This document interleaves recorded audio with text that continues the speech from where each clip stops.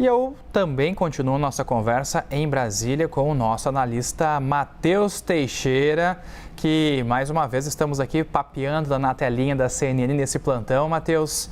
E eu sei que você tem apuração a respeito do que motivou a entrega dessa delação. A gente vê uma aceleração bem interessante nesses últimos dias. O mês de junho teve uma reviravolta, porque o mês de maio foi um pouco mais conturbado na questão da negociação, a PF dizendo que talvez não aceitaria, o ministro também rechaçando um pouco disso, mas a situação já é diferente. Boa tarde. Boa tarde, Estevão. Sempre um prazer falar contigo. Exatamente, a gente viu todo aquele processo acerca da entrega da primeira versão, da primeira proposta da delação premiada, que demorou mais de um mês, quase 2 meses. E agora, a segunda versão, em apenas 2 semanas, já foi entregue. O que ocorre? O temor era de que fosse transferido Daniel Vorcaro para uma cela comum.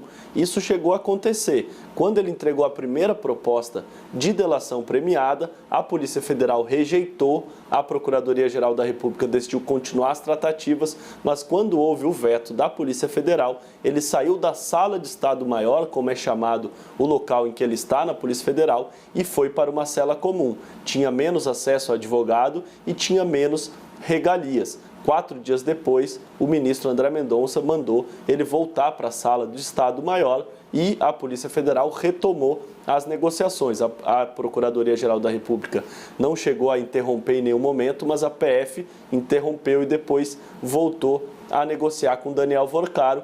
E agora o temor da defesa é que ele fosse novamente obrigado a voltar para a cela comum ou até mesmo ser transferido para um outro presídio. Esse é o temor da defesa de Daniel Vorcaro, por isso que correu ali e essa segunda proposta, diferentemente da primeira, foi entregue com muito mais celeridade. O objetivo da defesa é o oposto, é entregar a delação, ela ser aceita pelos investigadores e daí então pedir inclusive a transferência para a prisão domiciliar. Ou seja, de um lado o temor de que ele volte para a cela comum ou até mesmo seja transferido para um presídio, na contramão do que querem os advogados. A entrega da delação, que ela seja aceita e depois que ele consiga ser transferido para a prisão domiciliar. Fato é que as negociações estão em curso, a Polícia Federal e a Procuradoria-Geral da República, pelo que a gente apurou, avaliaram que essa segunda proposta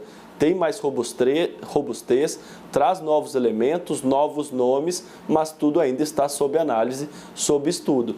Por quê? Porque durante as investigações, mesmo sem a delação, os investigadores já encontraram muitas provas, nos celulares apreendidos, documentos apreendidos, já mostram muito quem estava envolvido, qual era o caminho do dinheiro, como ocorria essa teia de fraudes do Banco Master. Portanto, para a delação valer a pena, ela tem que de fato trazer muita coisa nova. Isso está sob análise da PGR e da Polícia Federal. E depois ainda dos 2 órgãos afirmarem se aceitam ou não essa delação premiada, vem uma segunda etapa. A segunda etapa, a etapa da homologação. Caberá ao ministro André Mendonça avaliar os requisitos da voluntariedade, da regularidade, para ver se ajustam, se adequam ao ordenamento jurídico, para daí então homologar. E depois de homologada que fica definido qual será o benefício que ele terá.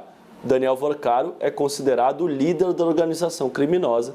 A Lei 12.850 de 2013 determina que a liderança da organização criminosa não pode ter o perdão total de pena. Portanto, absolvido, muito dificilmente ele será, mas pode ter um alívio de pena.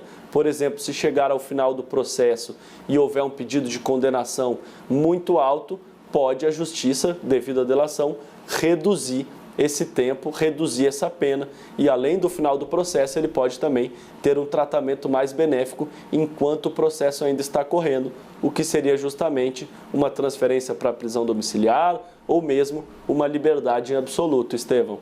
Matheus, o que a gente consegue entender pelas nuances dessas negociações para a delação é de que Daniel Vorcaro tentou entregar uma delação, digamos assim, em partes. Não teve a aceitação, a homologação. Agora, o que me dá a impressão é que a PF, a PGR e o próprio ministro Mendonça estão dando mais uma vez, mais uma chance para você. Será que após essa robustez maior que nós vamos enxergar nessa delação, os órgãos que têm a função de homologar a delação devem ter um entendimento mais favorável que isso tramite? Exatamente, Estevão. Essa é a ideia da defesa, de que ele entregando mais elementos tem uma boa vontade maior, não só dos órgãos de investigação, mas também do próprio ministro André Mendonça, porque aquela primeira proposta que ele entregou pegou muito mal. A avaliação na Polícia Federal era de que ele tentou blindar aliados, proteger pessoas que tinham ajudado ele a cometer crimes, e isso foge da boa-fé. A boa-fé foi assinada no termo de confidencialidade. Assim que começa a tratativa da delação premiada, a assinatura do termo de confidencialidade e o dever de boa-fé. A avaliação é que naquele momento não houve boa-fé. Ele tentou não ajudar o Estado brasileiro a perseguir os criminosos, a encontrar o caminho do dinheiro, não. Ele teria mais protegido os aliados, blindado pessoas que o Estado brasileiro tem que incriminar, porque teriam ajudado ele a cometer crimes. Portanto, depois dessa primeira proposta, que pegou mal, deixou investigadores insatisfeitos, dobra, de fato, a obrigação dele de, na segunda versão, conseguir elucidar melhor como foram esses crimes. Porque, como eu disse anteriormente, a polícia já tem muita prova, já tem muito elemento e já conseguiu ligar quase todos os pontos dessa grande fraude do Banco Master. Mas, claro, caso ele ajude, fica tudo muito mais fácil. Matheus Teixeira, muito obrigado pela análise até aqui e as apurações também. Ainda nesse assunto, o ministro André Mendonça do STF determinou a retirada da tornozeleira eletrônica de Raimundo Neto e Silva Nogueira.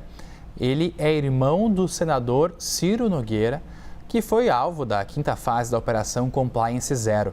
Essa é uma apuração do analista Tel Curi. Por determinação de Mendonça, ele usava a tornozeleira eletrônica, estava sem passaporte e impedido de se comunicar com outros investigados. O ministro sustenta em sua decisão não haver, neste momento, provas que indiquem a tentativa de fuga de Raimundo ou de adoção de medidas que possam atrapalhar o avanço das investigações do caso Master. Pesou ainda a favor do irmão do senador o fato de ele ter colaborado com as investigações, tendo, por exemplo, apresentado seus passaportes, inclusive o português, que não havia sido exigido pelas autoridades. A decisão não o descarta como investigado nem afasta a possibilidade de outras medidas cautelares serem mantidas pelo ministro.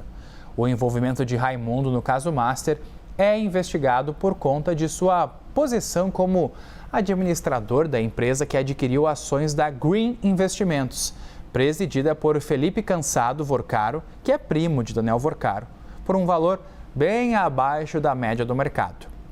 As ações tinham valor estimado em 13 milhões de reais e foram compradas por apenas R$ 1 milhão.